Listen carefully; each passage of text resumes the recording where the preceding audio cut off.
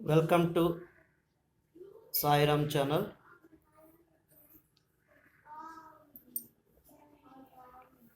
In this video, we will learn about chemical reactions of haloalkanes. The reactions of haloalkanes may be divided into different categories. First one, nucleophilic substitution. Nucleophilic substitution. Second one is elimination reactions. Elimination reactions. Third, reactions with metals.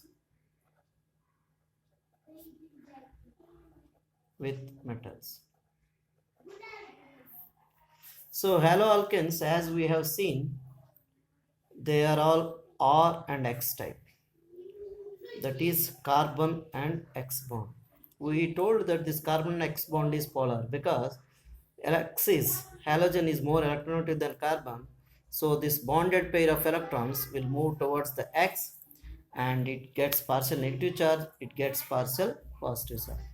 So this X, since the bond became polar, the X can be replaced or substituted by a nucleophile which is of a negative charge. So that's why these haloalkanes undergoes nucleophilic substitution reactions. Similarly, haloalkanes can lose the halogen and the nearby carbon. For example, I have halogen carbon and another carbon having hydrogen. They can lose this HX and forms the unsaturated compounds. Unsaturated compounds like alkenes. So they are called elimination reactions. And haloalkanes can also react with metals and metal organic compounds can be formed. So they are called as reactions with metals. So in this case, first we will see nucleophilic substitution reactions. As we told, nucleophilic substitution reaction. What is nucleophile?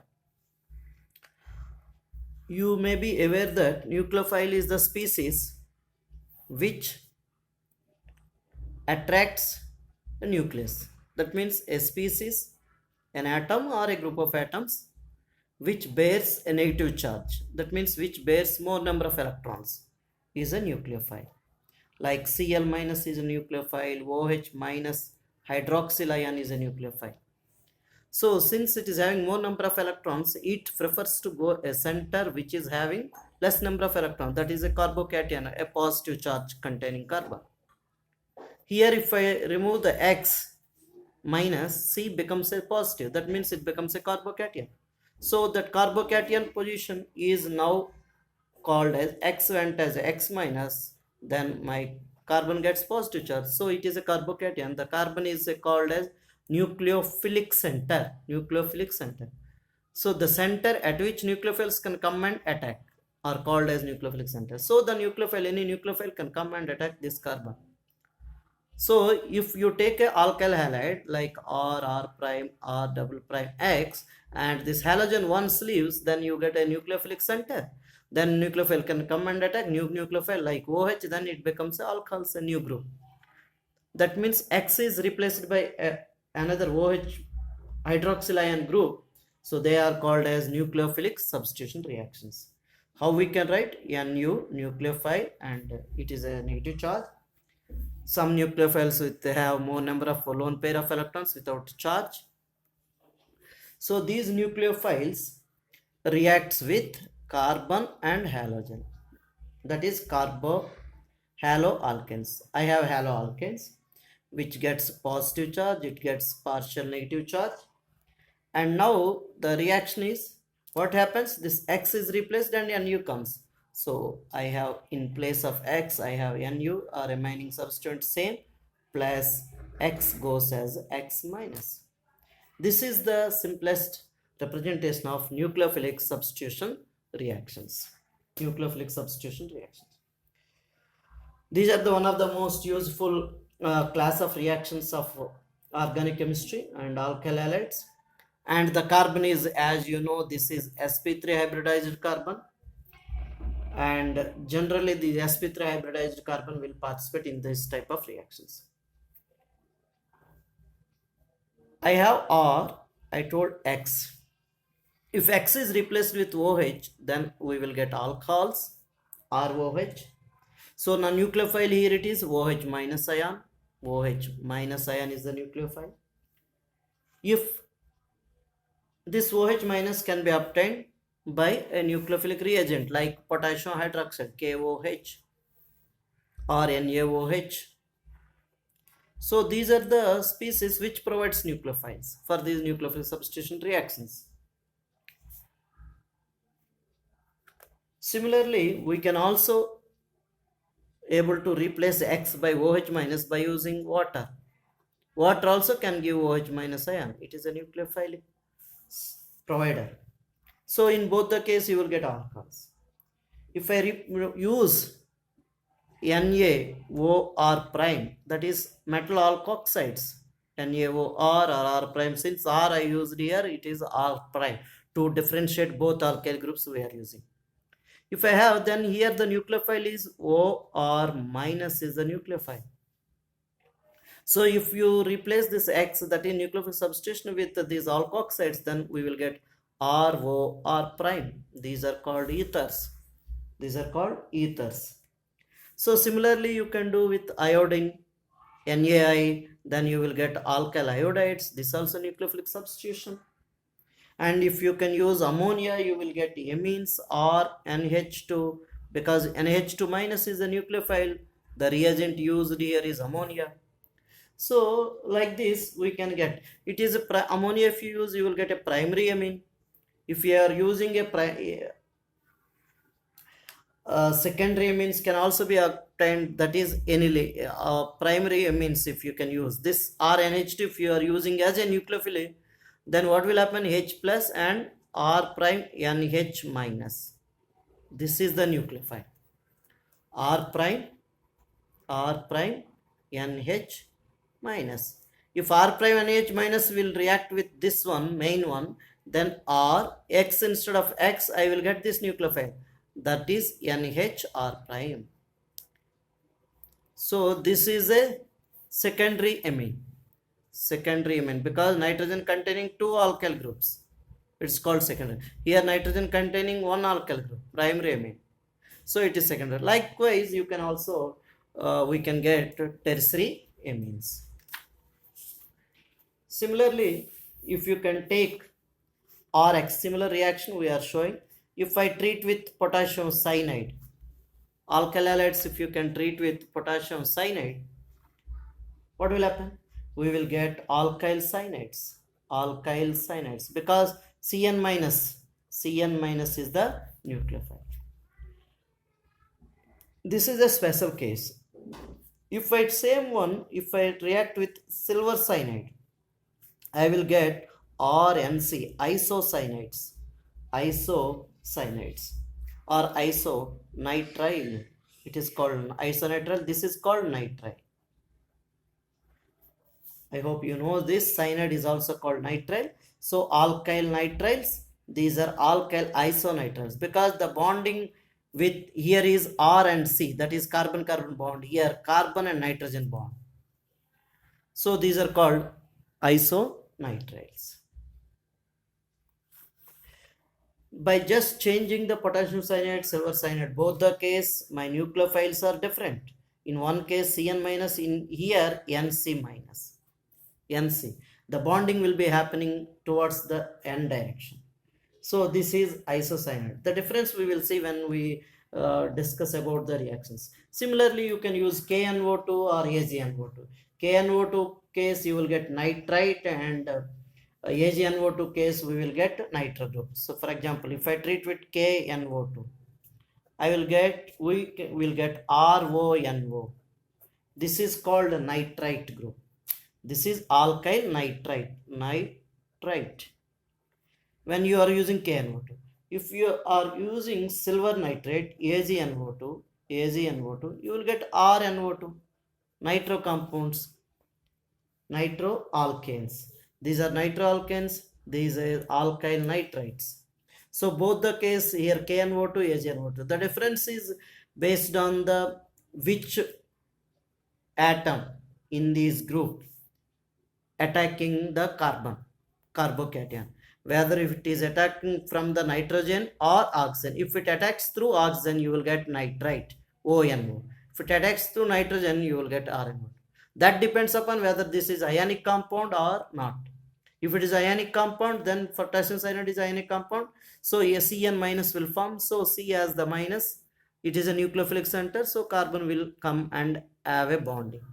In this case, silver cyanide is not the ionic, so it will not be broke down into Ag plus and Cn minus in solutions. So first of all, it tries to form, nitrogen is having lone pair, so through nitrogen it forms the bond.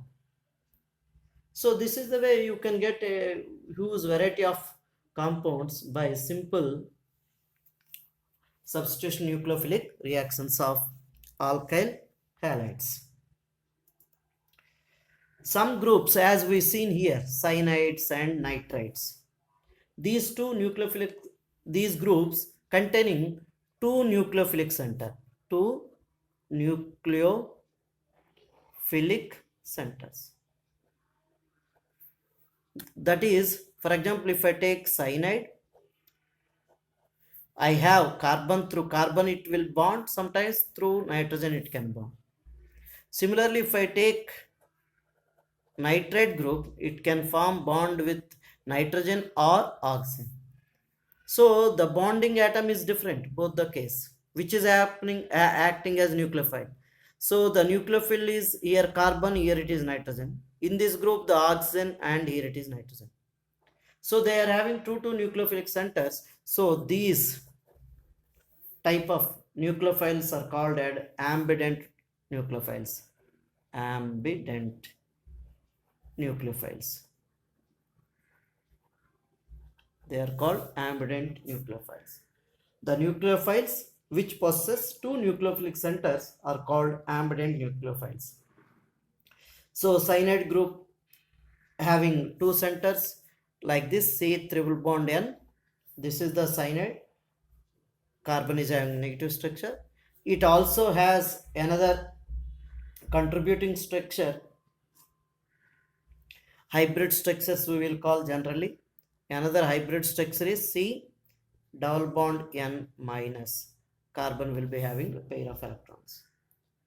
So if you can see here, carbon having negative, so it attacks through the carbon. Here nitrogen have negative, so it attacks through this. So the linking through the carbon atom, one case, and linking through the nitrogen atom. If it links through the nitrogen atom, it forms isocyanides. If it links through the carbon atom, it forms cyanides.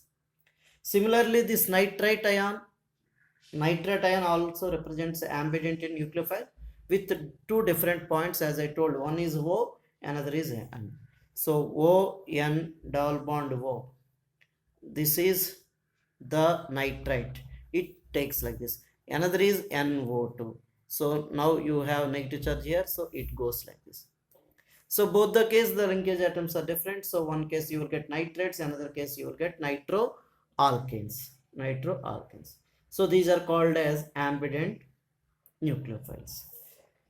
So we will see the most important thing in this particular substitution nucleophilic.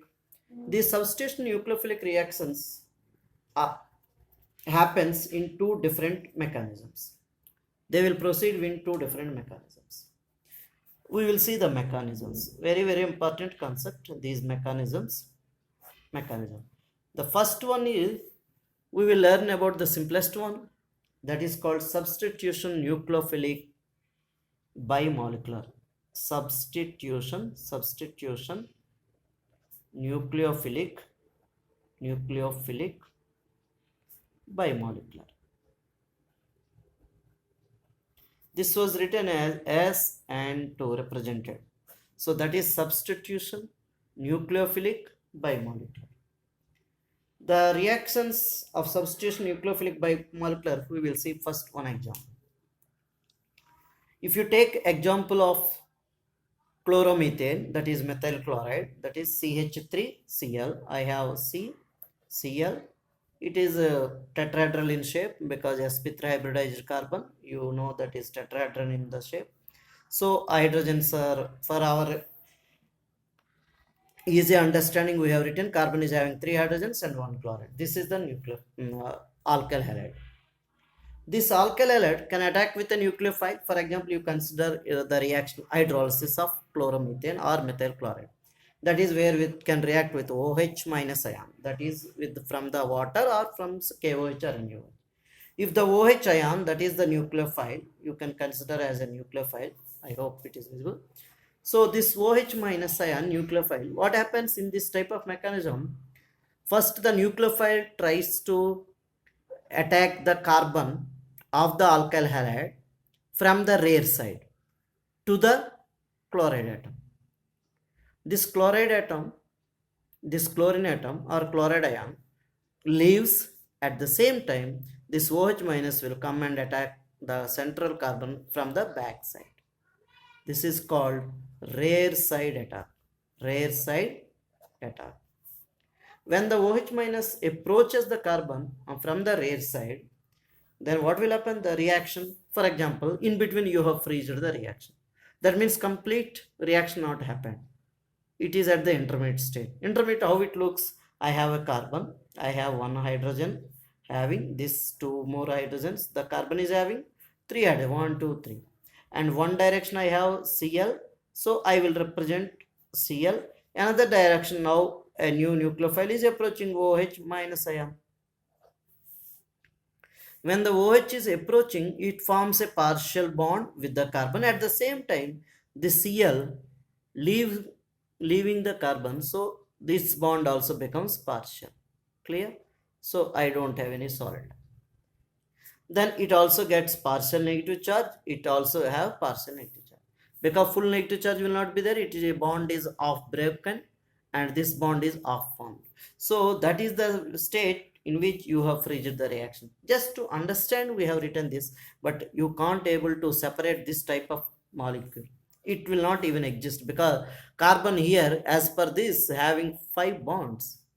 It never possible. Carbon valence is 4.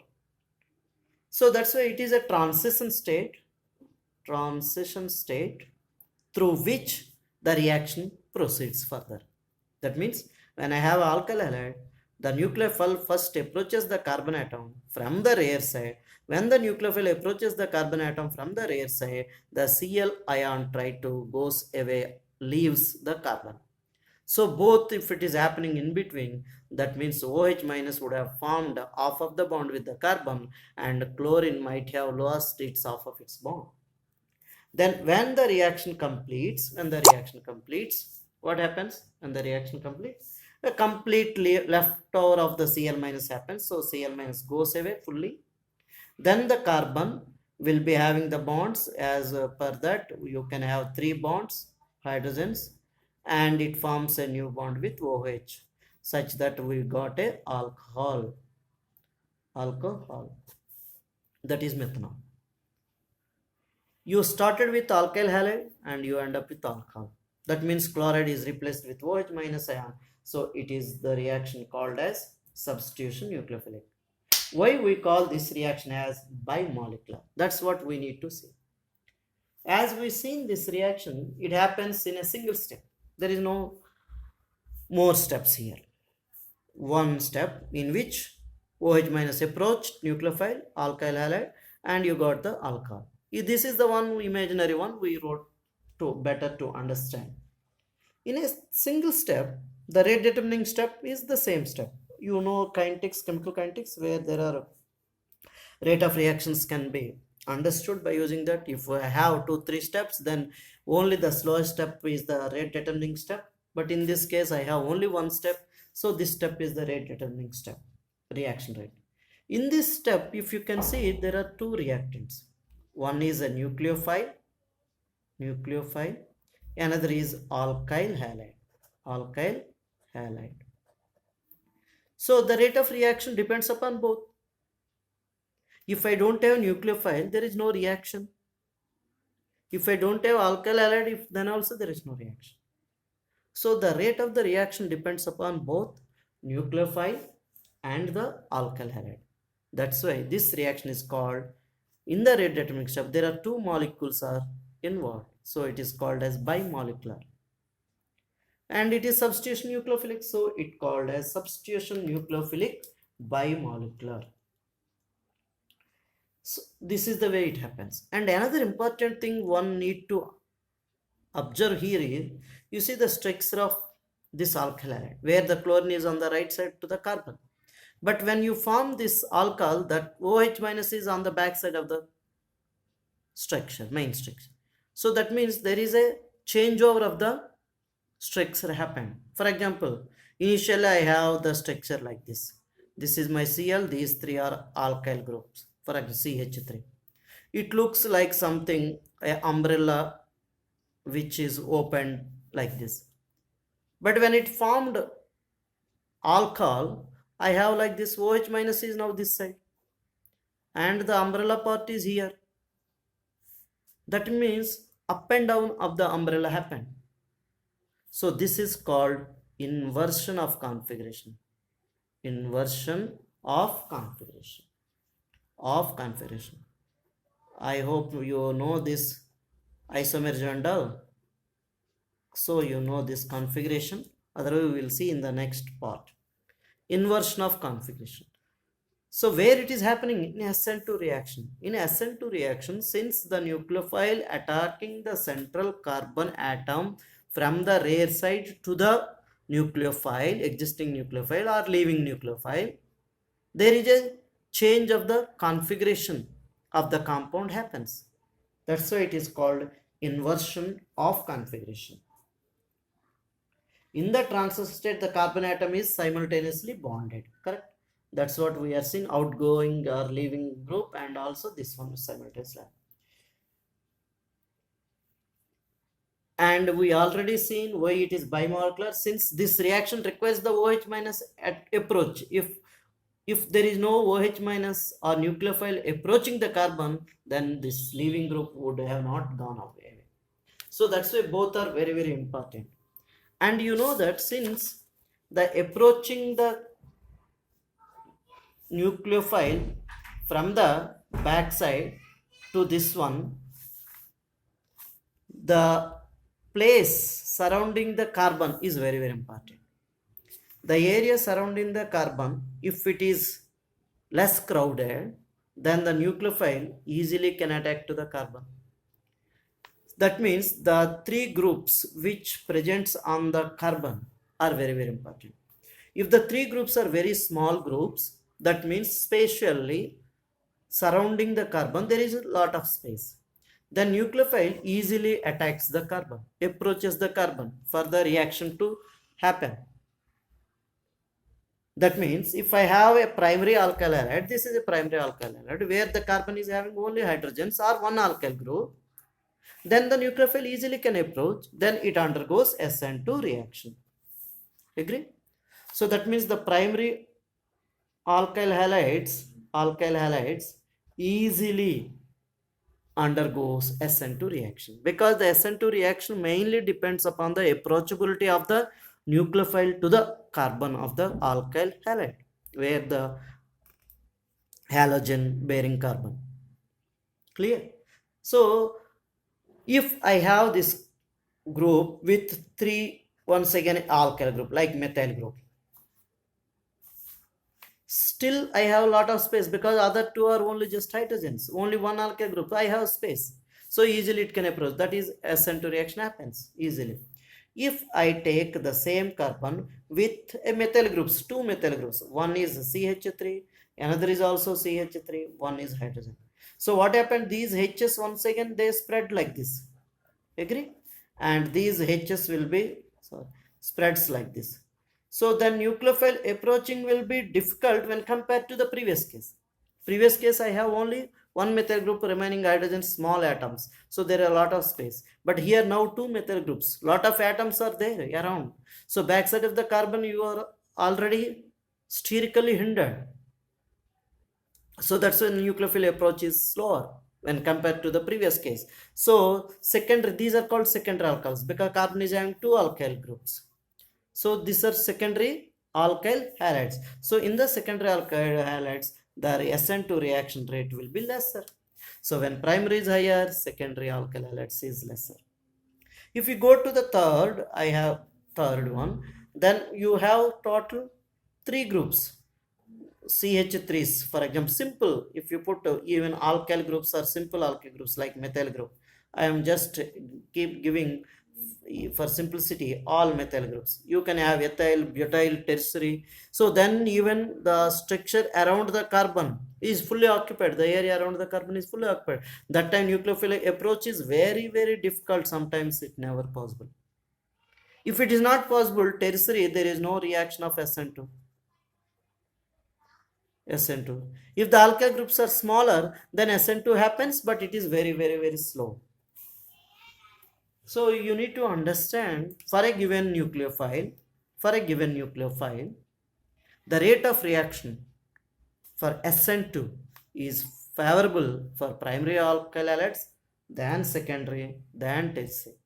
Why the tertiary and secondary are not able to undergo SN2 reactions very fast due to steric hindrance. The reason is steric hindrance. That means nucleophile approach is sterically hindered. It is not possible. So this we can able to see from your textbook pictorially. It is very useful reaction. This is the SN2 reactions. In the next class, we will learn about SN2 reactions. Thank you. Keep watching for new videos.